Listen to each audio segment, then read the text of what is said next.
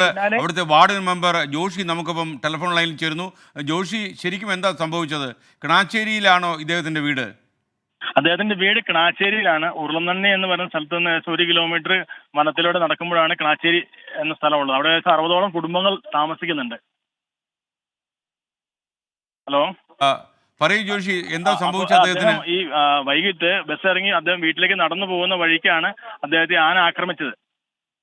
Okay, ഇത് ആളുകളൊക്കെ ഉള്ള സ്ഥലത്ത് വെച്ചാണോ സംഭവിച്ചത്, അതോ അല്ല വിജനമായ അല്ല സ്ഥലമായിരുന്നോ? അല്ല, വിജനമായ സ്ഥലമാണ്.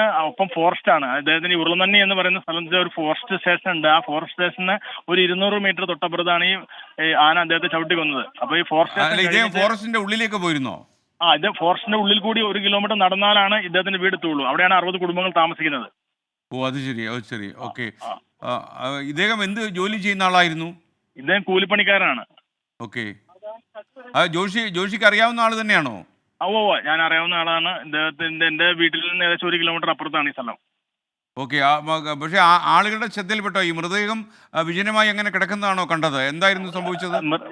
ഇവിടെ നമ്മൾ അറിഞ്ഞത് ആനയെ ഒരാളെ റോട്ടിൽ ചവിട്ടിയിട്ടുണ്ടെന്ന് പറയും.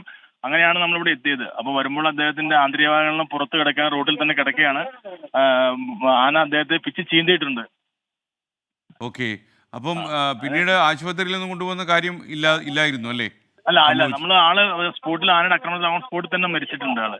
നമ്മൾ അദ്ദേഹത്തിന്റെ നമ്മൾ കണ്ടാൽ മനസ്സിലാവും. വന്ന് കണ്ടപ്പോൾ ശരിക്കും ബീഭത്സമായ ഒരു രൂപമാണ് ഞാൻ കണ്ടത്. ഇദ്ദേഹത്തിന്റെ കുടുംബമൊക്കെ എങ്ങനെ, എൽദോസിന്റെ? ഇദ്ദേഹത്തിന് ഒരു അച്ഛനും അമ്മയും ഒരു പെങ്ങളുമാണ് ഉള്ളത്. പെങ്ങളെ ഓക്കെ. കല്യാണം കഴിച്ചു വിട്ടു. ഇദ്ദേഹം കല്യാണം കഴിച്ചിട്ടില്ല. എത്ര വയസ്സുണ്ടായിരുന്നു എൽദോസിന്? ഇദ്ദേഹത്തിന് 40 വയസ്സുണ്ട് പ്രായം. കല്യാണം കഴിച്ചിട്ടില്ലല്ലേ? ഇപ്പൊ അവിടെ വലിയൊരു പ്രതിഷേധം നടക്കുകയാണല്ലോ.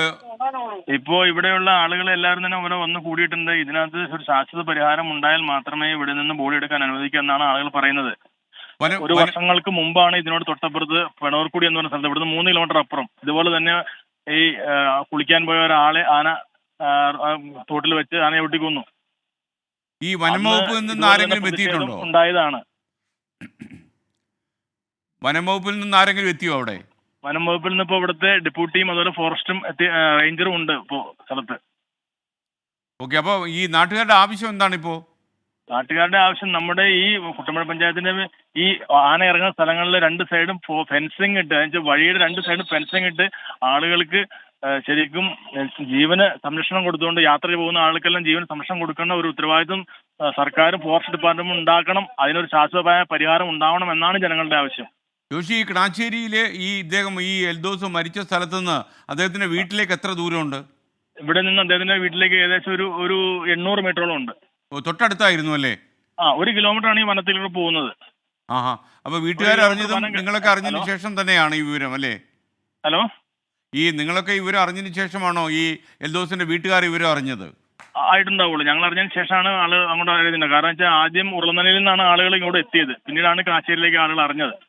ജോഷി, ഈ കുട്ടമ്പുഴ ഭാഗത്തൊക്കെ കാട്ടാന ആക്രമണം ഒരു തുടർക്കഥയാണല്ലോ. എന്താണ് ഒരു ശാശ്വതമായ പോംവഴി ഇതിന്? ഇതിന് ശാശ്വതപരമായ പോകുംവഴി നമ്മുടെ ജനവാസ മേഖലയോടും ഫോറസ്റ്റുമായിട്ട് ഉള്ള അതിർത്തികളിൽ ശക്തമായ ഫെൻസിങ് അല്ലെങ്കിൽ വലിയ ട്രെഞ്ചുകൾ താത്തി ആ വന്യമൃഗങ്ങൾ ജനവാസ മേഖല ഇറങ്ങാത്ത ഒരു സംവിധാനം ഉണ്ടാക്കുക എന്നുള്ളതാണ് ഇതിനകത്ത് ഏറ്റവും വലിയൊരു പോംവഴിയായിട്ടുള്ളത്. നിങ്ങൾ ഈ പഞ്ചായത്ത് എന്തൊക്കെ ചെയ്തിട്ടുണ്ട് ഈ കാര്യത്തിൽ? പഞ്ചായത്തിനെ കൊണ്ട് സാധ്യമായ ഫണ്ടുകൾ വെച്ചുകൊണ്ട് നമ്മൾ സ്ട്രീറ്റ് ലൈറ്റുകൾ സ്ഥാപിച്ചിട്ടുണ്ട്. അതുകൂടാതെ തന്നെ നമ്മൾ ഇപ്പോൾ 3 വാർഡുകളിലെ ഇതിൽ പൂയംകുട്ടി, കുട്ടമ്പുഴ, പൂപ്പാറ വാർഡുകളിൽ റോഡ് സൈഡിൽ ഫോറസ്റ്റുമായിട്ടുള്ള സ്ഥലത്ത് ഫെൻസിങ്ങിന് വേണ്ടി നമ്മൾ ഫണ്ട് വെച്ച് അവിടെ ഒരു വാർഡിൽ പൂയംകുട്ടി സൈഡിൽ പൂർത്തിയാക്കി കഴിഞ്ഞ മാസം. ജോഷി, മറ്റുള്ള 2 വാർഡുകളിൽ പണി നടന്നുകൊണ്ടിരിക്കുന്നു. പഞ്ചായത്തിന്റെ പരിമിതമായ ഫണ്ടുകൾ നമ്മൾ മാക്സിമം നമ്മൾ ചെലവഴിക്കുന്നുണ്ട്. പക്ഷേ കുട്ടമ്പുഴ പഞ്ചായത്ത് എന്ന് പറയുന്ന ഒരു 543 സ്ക്വയർ കിലോമീറ്റർ ഉള്ള ഒരു ഏരിയയാണ്. അതിൽ തന്നെ ഒരുപാട് ഫോറസ്റ്റ് ഏരിയ ആണ്. ജോഷി, ഇപ്പോഴുള്ളത് എവിടെയാ? ഈ അപകടം നടന്ന സ്ഥലത്ത് തന്നെയാണോ? അപകട സ്ഥലത്ത് തന്നെയാണുള്ളത്. അപകട സ്ഥലത്താണ് ഞാനുള്ളത്. ഇപ്പൊ എന്താ അവിടെ നടക്കുന്നത്? ബഹളങ്ങൾ കേൾക്കുന്നുണ്ടല്ലോ. ഇവിടെ ആളുകൾ രോഷാകുലമായിട്ട് പ്രതികരിക്കുകയാണ്. ആ ഈ മരിച്ച എൽദോസിന്റെ കുടുംബാംഗങ്ങളൊക്കെ അവിടെ എത്തിയോ? കുടുംബാംഗങ്ങള് അദ്ദേഹത്തിന്റെ കുടുംബാംഗങ്ങൾ ഇപ്പൊ ജനക്കൂട്ടം വളരെ ഉണ്ട്. അതുകൊണ്ട് ആരൊക്കെ എവിടേക്കാണ് നിൽക്കുന്നത് അറിയാൻ സാധിക്കുന്നില്ല. അവിടെ വെളിച്ചം കുറവുണ്ടെന്ന് തോന്നുന്നല്ലേ? വെളിച്ചമുണ്ട്. ഇപ്പൊ വാഹനങ്ങൾ വന്നിരുന്ന വാഹനങ്ങളുടെ ഹെഡ്ലൈറ്റ് ആണ് മൊത്തത്തിൽ ഇപ്പൊ പ്രകാശം. ഓക്കെ. ഓക്കെ ജോഷി, ഇത്രയും സമയം ഞങ്ങളോട് സംസാരിച്ചതിന് നന്ദി. എന്തായാലും താങ്കളുടെ വാർഡ് മെമ്പറല്ലേ, തിരക്കായി കാണുമല്ലോ, താങ്കൾ അതിലേക്ക് ഇറങ്ങിക്കോളൂ. Thank you. കുട്ടമ്പുഴ ഉരുളംതണ്ണിയിൽ ക്ലാച്ചേരിയിൽ ഒരു യുവാവിനെ കാട്ടാന ചവിട്ടിക്കൊന്നു എന്ന ഏറ്റവും ഷോക്കിംഗ് വാർത്തയാണ് ഇപ്പോൾ ഈ മണിക്കൂറിൽ വന്നുകൊണ്ടിരിക്കുന്നത്. ഇദ്ദേഹത്തെ റോഡിൽ മരിച്ച നിലയിൽ കണ്ടെത്തുകയായിരുന്നു. വനത്തിന് നടുവിലൂടെ ഇദ്ദേഹം യാത്ര ചെയ്യുന്നതിനിടയിലാണ് കാട്ടാന ഇദ്ദേഹത്തിനെ ആക്രമിച്ചത് എന്നാണ് മനസ്സിലാക്കുന്നത്. അതിഭീകരമായ രീതിയിൽ കാട്ടാന ആക്രമിച്ചു എന്നാണ് സ്ഥലത്തെ വാർഡ് മെമ്പർ കൂടിയായ ജോഷി നമ്മോട് അല്പം മുമ്പ് പറയുന്നത്. ഇപ്പോൾ ജനങ്ങളുടെ പ്രതിഷേധം നടക്കുകയാണ് അവിടെ. കുറേ കാലമായി കാട്ടാനയുടെ ആക്രമണത്തെക്കുറിച്ച് വനംവകുപ്പിനോട് പരാതി പറയുന്നുണ്ടായിരുന്നു. ഈ പ്രതിഷേധത്തിന്റെ ദൃശ്യങ്ങളാണ് കാണുന്നത്.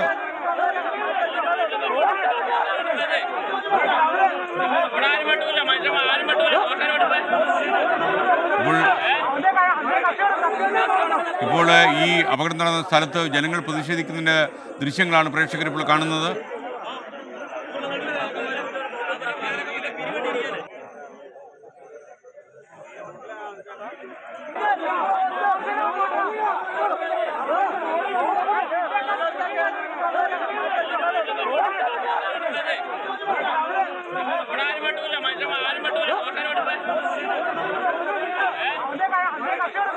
ബേസിൽ